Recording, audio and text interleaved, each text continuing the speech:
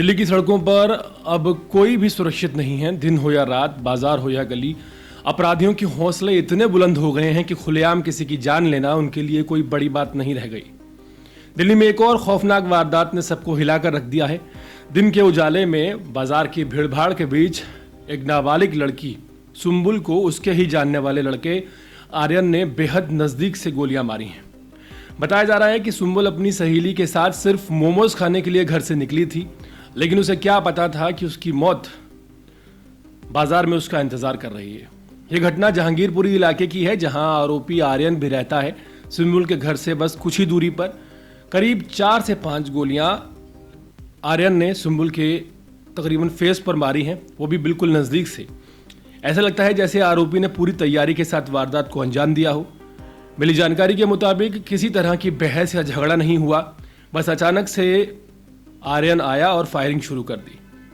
दिल्ली के जहांगीरपुरी इलाके में एक बार फिर दिल दहलाने वाली घटना सामने आई है, जिसने हर किसी को यह सोचने पर मजबूर कर दिया है कि अपराध क्यों नहीं कम हो रहा। एक 15 साल की नाबालिग लड़की को उसके जानने वाले लड़के ने सरेआम गोलियां मारकर मौत के घाट उतार दिया। ये वारदात सोमवार रात करीब 8 बजे हुई, जब लड़की अपनी सहेली के साथ मार्केट में गई थी। तभी आरोपी वहां पहुंचा। उसने बिना किसी बहस झगड़े के ताबड़तोड़ फायरिंग शुरू कर दी।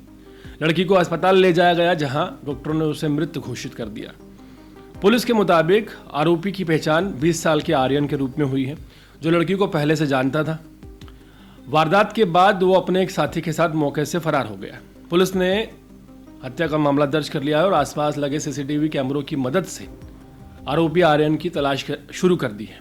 फुटेज में दोनों आरोपी साफ नजर आ रहे हैं। पुलिस ने कई टीमें बनाकर उसकी तलाश तेज कर दी है और दावा किया है कि जल्द ही इन लोगों को गिरफ्तार कर लिया जाएगा।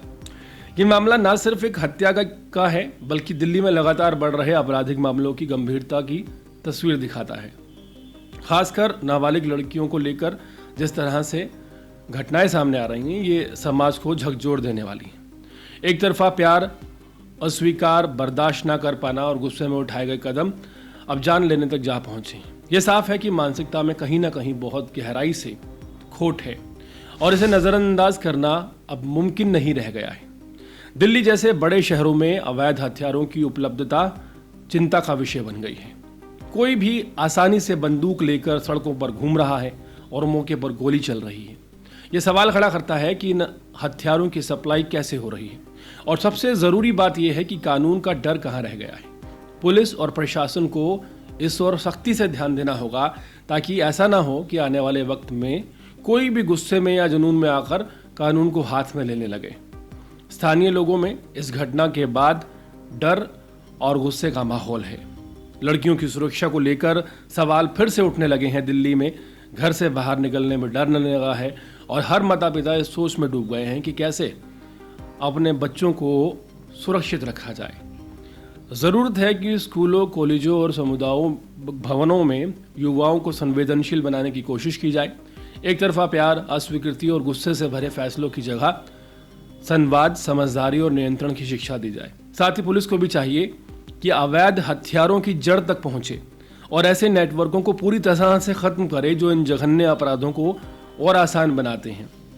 ये घटना सिर्फ एक लड़की की मौत की नहीं है, बल्कि समाज और कानून व्यवस्था को लेकर एक बड़ी चेतावनी है। अब और चुप रहना ठीक नहीं होगा, क्योंकि जो गोली निकलती है, हर गोली किसी ना किसी घर को तबाह करती है।